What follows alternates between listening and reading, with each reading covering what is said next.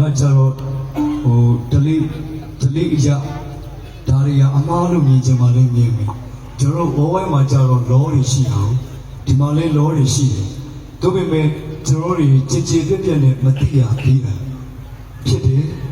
ကျွန်တော်လည်းလက်ရှိဖြစ်သွားတဲ့ဒီဖြစ်စဉ်အမားတစ်ခုပေါ်မှာကောင်းကောင်းလေးကိုကျွန်တော်လည်း knowledge အများကြီးရခဲ့ပါတယ်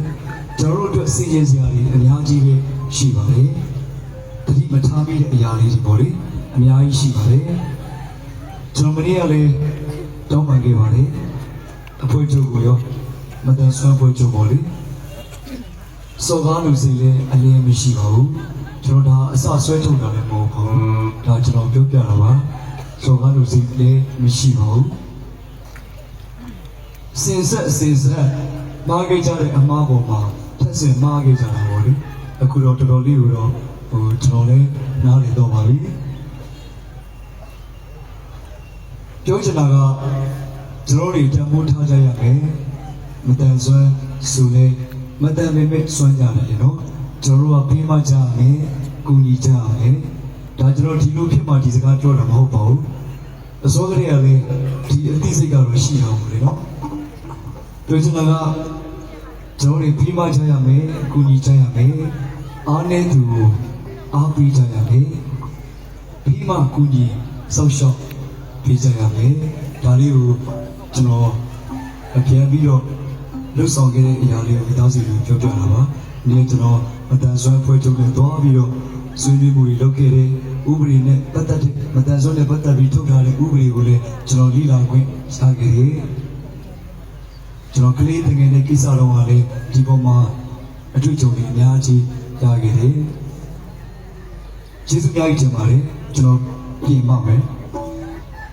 ဘယ်သူပြင်မပြင်ကျွန်တော်အဖွဲ့ပြင်ပါမယ်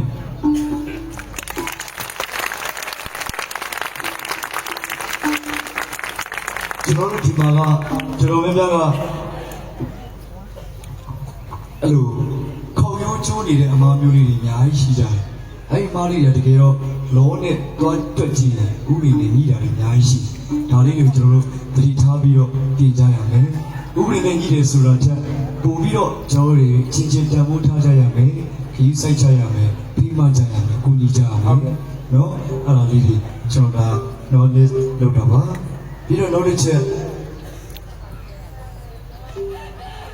ဖြစ်တည်လာတဲ့အောင်မြင်မှုပုံမှာကျွန်တော်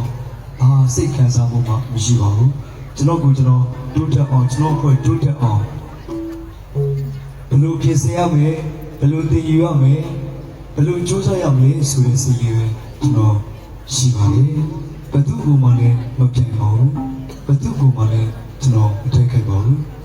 ကျွန်တော်လည်းဘယ်သူမှပြိုင်လို့ရတဲ့အနေထားလေးမဟုတ်ပါဘူးကိုယ်အနေထားကိုယ်နေရာလေးနဲ့ကိုယ်ပါပဲဟုတ်ကဲ့ဒီနေရာလေးမှာကျွန်တော်တို့အကောင်းဆုံးကြိုးစားကြတယ်ပေါ့လေဟုတ်ဗျာဟုတ်တယ်ဒါလေးရှိပါတယ်စီမကောင်းစရာတွေကတော့အများကြီးပေါ့လေဒါပေမဲ့မပြောတော့ပါဘူးအခုအားလုံးကိုကျွန်တော်ခေါင်းတွေကထုတ်ပြီးတော့အမားတွေထဲကနေသင်ခန်းစာယူပဲ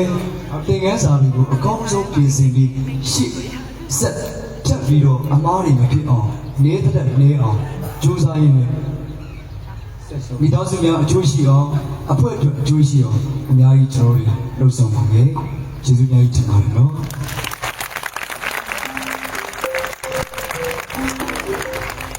ဒီအခက်အခဲချက်တွေကိုလည်းကျွန်တော်ပြောခဲ့သလိုမိသားစုတွေပေးတဲ့အားပြီးတော့ကျွန်တော်ပတ်ဝန်းကျင်မှာရှိကြတဲ့လူကြီးမိဘဆရာသမားတွေရဲ့ဆောက်ရှောက်မှုအားအဓိကတော့ကျွန်တော်မိသားစုများရဲ့ပေးတဲ့အားကြောင့်ကျွန်တော်ဒီလိုမျိုးပြန်ပြီးတော့အခွင့်အရေးရတာဖြစ်ပါလေအဲဒီအတွက်ကျွန်တော်ဘက်ကနေအမြဲတမ်း